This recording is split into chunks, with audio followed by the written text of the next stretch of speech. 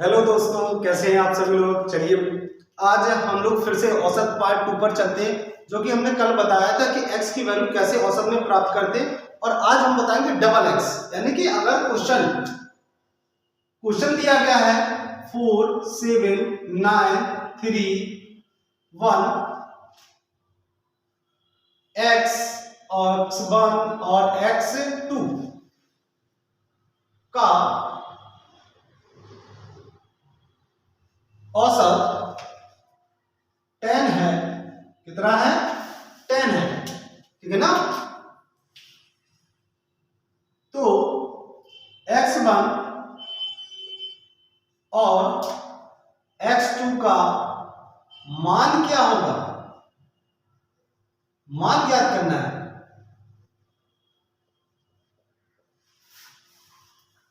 Clear?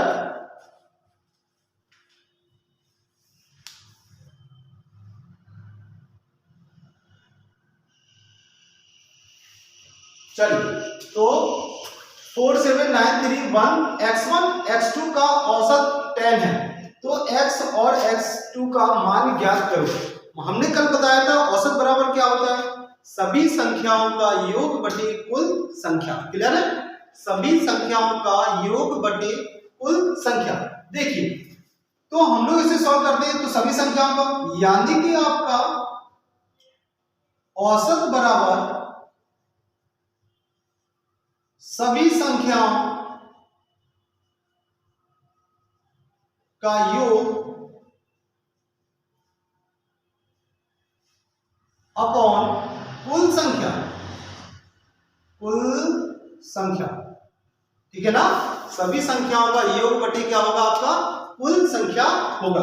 अब देखो, तो हमें दिया गया है, हम लोग लिखेंगे 4 + 7 + 9 + 3 +1 + x1 + x2, ये वैल्यू दी गई है, ठीक है ना। अब संख्या कितनी है, 1 2 3 4 5 6 7 हो गया। तो 7 से हम लोग भाग कर देंगे और इनमें औसत दिया है 1। अब हमने बताया था कि क्या करते हैं, हम लोग क्रॉस मल्टीप्लाई कर लेते, तो 10 का मल्टीप्लाई करेंगे तो कितना हो जाएगा, 10 का 7 में कर देंगे तो 70 हो जाएगा। अब देखो, जब 70 हो जाएगा तो हम इनको ऐड कर लेते, 4 और 7 कितना 11 9 20 और 3 ऐड कर 4 ऐड कर लेंगे तो कितना हो जाएगा 24 और प्लस हो जाएगा x1 + x2। क्लियर? कोई दिक्कत है? नहीं है ना। चलिए, अब देखो, क्योंकि यहाँ 2x दिए गए तो 2x की वैल्यू, अब ये 24 को हमने कल बताया था, 24 को क्या कर देते, उस साइड भेजते हैं तो किसके हो जाते हैं, माइनस के हो जाते हैं। तो ये हो जाएगा x1 + x2 बराबर हो जाएगा 70 - के 24। क्लियर है? 70 - के 24 माइनस कर देंगे, 10 हो जाएगा, कट कर देंगे तो कितना हो जाएगा, 10 में से 4 चले गए तो 6 बच गए, एक हासिल हो जाएगी, तो ये हो गया 46। यानी कि x1 + x2 की जो मान है वो कितना है, 46। तो यही आपका क्या हो गया, आंसर बन करके तैयार हो जाता है। क्लियर है? समझ में आ रहा है? देखो फिर से, 4 7 9 3 1 x1 x2 का औसत 10 है, तो x1 और x2 का मान ज्ञात करो। औसत बराबर होता है सभी संख्याओं का योग बटे कुल संख्या, ठीक है ना। सभी संख्याओं का योग बटे कुल संख्या। तो देखो, 4 + 7 + 9 + 3 + 1 + x1 और x2। अब x1 और x2 की दो वैल्यू है, तो हम लोग क्लियर नहीं कर सकते कि मान क्या होगा, तो हम लोग दोनों को ऐसे लिख सकते हैं, x1 + x2 का मान कितना होगा आपका, 46। क्लियर है? चलिए अगले क्वेश्चन की ओर आते हैं हम लोग। अगला क्वेश्चन क्या दिया गया देखते हैं। देखिए, अगला क्वेश्चन की ओर आते हैं। अगला क्वेश्चन क्या दिया गया, तीन संख्याओं का औसत, सॉरी इसमें औसत लिखना था, तीन संख्याओं का औसत 10 है। यदि पहली दो संख्याओं का औसत 11 है तो तीसरी संख्या बता। कौन सी संख्या पूछी है? तीसरी संख्या। तो कुछ नहीं करना है, तीन संख्या, तो 3 का गुणा किसमें कर देते हैं, 10 में, तो कितना हो जाता है 30। मतलब ये हो गया योग। हमने क्या बताया था, औसत का मतलब होता है कि बराबर बराबर, यानी कि सभी को क्या मिल जाए, बराबर बराबर मिल जाए। जैसे कि एक पिताजी हैं, हमारे हमारे पिताजी हैं, हम 4 भाई हैं। अब 4 भाई को पिताजी के पास है 100 रुपए। अब वो क्या करेंगे, सभी को बराबर बराबर देंगे, तो कितना कितना दे देंगे, 25-25 देंगे ना। सभी को कितना देंगे, वो 25-25, और वही 25-25 क्या होता है, हमारा औसत होता है। यानी कि वो 25 जो कि बराबर है, जो कि क्या है, बराबर है, वही क्या हो जाता है, आपका औसत बनके तैयार होता है। तो 3 संख्याओं का औसत 10 है, तो 10 की बात हुई कि 3 संख्याओं का औसत कितना है, 10 है। अब अगर 3 संख्याओं का औसत 10 है, तो 10 मतलब सभी को कितने कितने मिल गए, 10 मिले होंगे। क्लियर है ना। तो चलिए, तो हमने 3 गुणा 10 कर दिया, तो कितना हो गया, 30 हो गया। और अब पूछ रहे हैं पहली 2 कितनी संख्या है, 2 संख्याओं का औसत 11 है, तो 2 का गुणा किसमें कर देंगे, 11 में, तो कितना हो जाएगा, 22। अब पहले तो वो 30 हो रहा था और 2 का कितना हो गया, 22। तो इसमें से इसको क्या कर देते हैं, हम लोग घटा देते हैं। क्या करते हैं, घटाते हैं। तो ये हो जाएगा हमारा, घटा देंगे तो कितना बचेगा, 8। यानी कि तीसरी जो संख्या है, कौन सी संख्या आपकी, तीसरी संख्या क्या होगी, 8 होगी। क्लियर, तीसरी संख्या हमारी क्या होगी, 8 हो जाएगी। क्लियर। देखो 3 संख्याओं का औसत 10 है, यदि पहली 2 संख्याओं का औसत 11 है, तो तीसरी संख्या बताओ। तो 3 का गुणा करते हैं 10 में, तो 3 10 30, तो ये हो गया 30 योग टोटल। टोटल कितना हो गया, योग का मतलब होता है टोटल। 2 गुणा 11 तो कितना हो जाएगा आपका, 22 हो जाएगा। तो 11 दूनी 22, 30 में से 22 को घटा देंगे तो कितना बचेंगे, 8। मतलब ये घटा देते हैं, ये लिखा हमने, तो घटाया किसको, इसको, इन दोनों को घटाया है हमने। 30 में से 22 को घटा देंगे तो 8 बच जाएंगे। तो तीसरी संख्या ही हमारी क्या होगी, 8 होगी। क्लियर है। चलो अगले क्वेश्चन की ओर आते हैं। अब देखो अगला क्वेश्चन दिया गया है आपको, 4 संख्याओं का औसत 15 है। तो देखो फिर से वही करेंगे, 4 गुणे कितना लिख देंगे, 15। कितना लिखेंगे हम लोग, 4 गुणे 15। अब 4 गुणा 15 कर देंगे तो कितना हो जाएगा, 60। तो ये टोटल हो गया आपका, क्या हो गया, ये आपका टोटल बन करके तैयार हो गया। अब क्या कह रहा है, यदि 3 संख्याओं का औसत 9 है, तो चौथी यानी 4th संख्या क्या है, चौथी वाली संख्या पूछी। कौन सी संख्या, चौथे नंबर वाली। तो अब देखो इसका क्या करेंगे हम लोग, तो 3 गुणा कितना कर देंगे, 9। तो ये हो गया 9, 9 तिया कितना हो गया, 27। अब इसी को 60 में से हम लोग 27 को घटा देते हैं, तो घटा देंगे तो ये बच गया 3 और ये बच गया 3।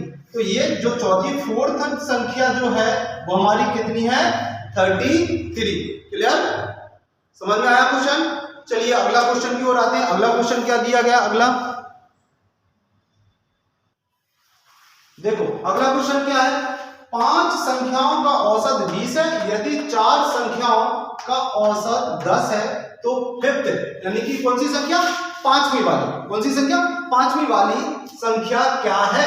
तो वही फिर से करेंगे, क्या करेंगे हम लोग, 5 × 20, तो इसका टू कितना हो जाएगा, 100 यानी कि 100 हो जाएगा आपका।